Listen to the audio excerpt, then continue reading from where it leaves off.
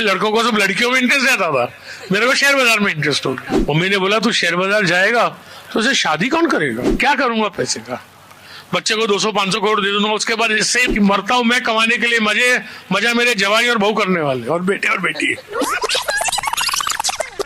इनमें लड़कों को सब लड़कियों में इंटरेस्ट रहता था, मेरे को शेयर बाजार में इंटरेस्ट हो गया। तो मेरे फादर बहुत डेमोक्रेटिक फादर थे, वो हमेशा ये बोलते थे कि भाई तेरे को जो करना है तू कर। तो बीकॉम हुई तो मैं बोला मैं तो जाता हूँ शेयर बाजार, तो बोले शेयर बाजार कल कड़का हो गया वहां पे तो क्या करेगा, कोई नौकरी भी नहीं देगा, पहले सीए कर। तो मैंने सीए किया। तो डैडी बोले अरे तू अभी क्या करेगा, मैं बोला डैडी शेयर बाजार जाऊंगा। शेयर बाजार में क्या करेगा, मैं बोलूंगा इन्वेस्टमेंट करूंगा। तो बोले इन्वेस्ट करेगा तो ठीक है लेकिन पैसा कहाँ है, मेरे सामने ऐसे नहीं करना, मैं ऐसे कर दूंगा। मेरी मम्मी ने बोला, हम तो मारवाड़ी कंजर्वेटिव फैमिली के थे, मम्मी ने बोला तू शेयर बाजार जाएगा तो उसे शादी कौन करेगा। तो बोला मम्मी डरो मत, एक कम बहू रहेगी आपको तंग करने के लिए। वो 5,000 रुपए लेके मैं तो गया शेयर बाजार, पापा मम्मी के साथ रहता था, शादी हुई नहीं थी, घर का खर्चा पापा मम्मी चलाते थे। तो मेरा भाई प्रैक्टिसिंग चार्टर्ड अकाउंटेंट था, तो उसने मुझे उनके 2-3 क्लाइंटों से इंट्रोड्यूस करा दिया। तो मैंने उनको कन्विंस कर दिया, उस जमाने में ब्याज 12-13% मिलता था।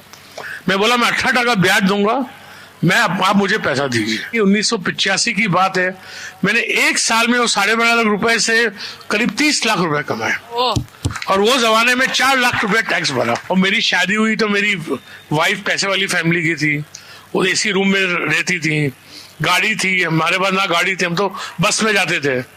मेरी वाइफ ने मेरी जिंदगी में आज तक एक ही चीज मांगी है, अपने रूम में एसी कब लगेगा। उस दिन समझिए जब बजट शाम को आता था, बाजार 6 से 9 रहता था, तो 6 बजे मेरी नेटवर्थ 3 करोड़ थी और 9 बजे मेरी नेटवर्थ 20 करोड़ थी। तो मैंने जाके बस एक ही चीज की, रेखा को घर पहुंचा रात को 2 बजे, सब डिस्कस वगैरह करके मैंने बोला रेखा अपने एसी आ गया।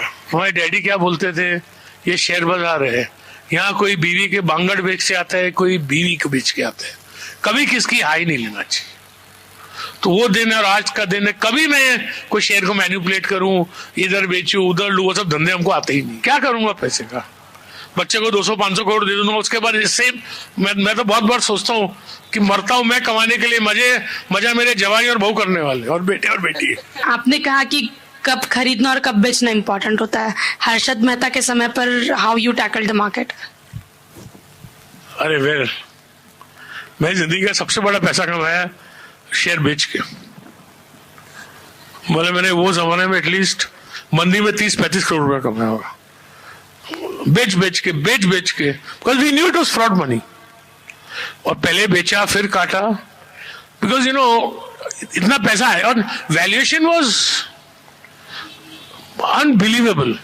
मतलब आप समझेंगे कि स्टेट बैंक ऑफ इंडिया की NAV open close ended fund listed 52 रुपया, लिस्टेड प्राइस 160, हमने शॉर्ट मार दिया, नेक्स्ट डे बहुत 240। सेविंग्स के बिना इन्वेस्टमेंट नहीं हो सकता है, इन्वेस्टमेंट के बिना ग्रोथ नहीं हो सकता है। और अपन बेसिकली एक हिंदू नेशन है, एक हिंदू नेशन की जो अपनी सबसे बड़ी मार्क है इज टॉलरेंस। ये सब जो घर वापसी, ना इसको मार दिया ना उसको मार दिया, मैं बोलता हूँ there is no diverse society as India. Which constitution in the world recognises 29 languages.